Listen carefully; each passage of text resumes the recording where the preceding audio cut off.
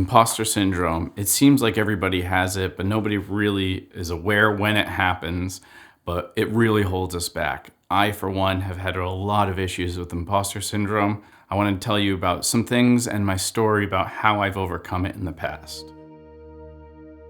Okay, so I want to tell you a little bit about my imposter syndrome story and how I got over it. So the first thing, the lesson is take incremental steps if you can't seem to push through it. So when I moved to New York, I was in there for motion graphics. I was an apprentice, $0. I had a runway of about $10,000 that I wasn't gonna last me long at New York price.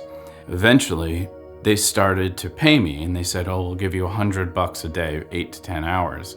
And of course, that 10 hours was actually probably 14, 15 some days. So I'm getting paid $100 a day, which is just not enough money. And I didn't really feel like I belonged. There were so many amazing artists. There's me, self-taught motion graphics, don't know anything about business or whatever. So when my financial runway was running thin, I was like, I need more money. I gotta ask for more money. So I'm like, how about 150? Terrified that they're gonna be like, no, who do you think you are? And just like totally banish me from the world of New York and just blacklist me. But they're like, oh, okay. Didn't bat an eye. I'm like, huh.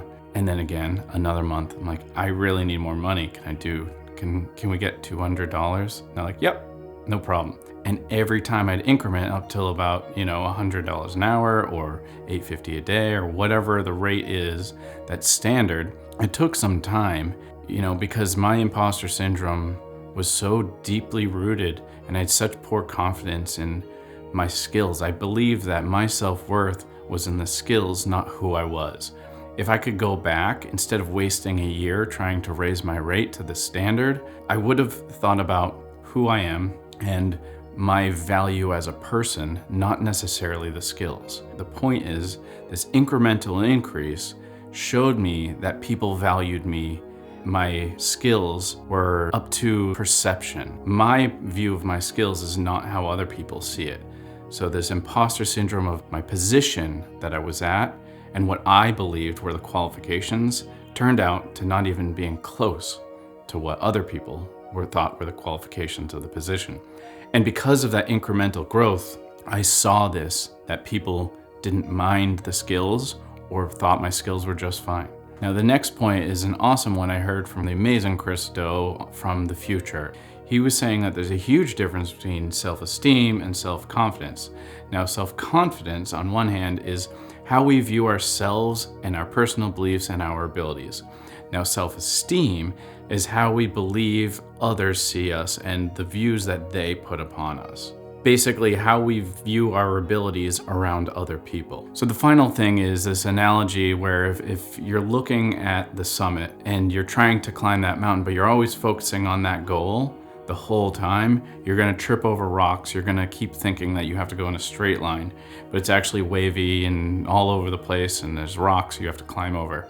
There's a lot of smaller goals that happen on the way to the summit. So what you wanna do is focus on what's going on right now. So know that that's the direction you're going eventually, and you may have to take twists and turns, but focus on your boots, focus on where your feet are and that path that you're on, and you're going to lose the distractions that you're thinking, oh, I'll never get there, or I'm not good enough to get there. Just focus on where you're at right now. And I recommend recording your incremental growth so that you can forget it and just, again, focus on where you're at. And then you can look back and be like, wow, I made it really far. I'm doing pretty good. You just got to kind of go through the motion, get the steps in, and you should feel a lot more confident with that imposter syndrome and really just kind of get this progress going. You just got to take the steps. Now, if this imposter syndrome that you have is really in the way and you just can't seem to get over it and your confidence is barely hanging on, you need some work with your self-esteem, I'm telling you, working with somebody one-on-one is one of the greatest things you can possibly do and fast track yourself to the next level. I'm now offering private mentorship, so if you're interested in that, click the link below and we can chat and we'll see if we're a good fit for each other. So that's it for today. Until tomorrow, cheers.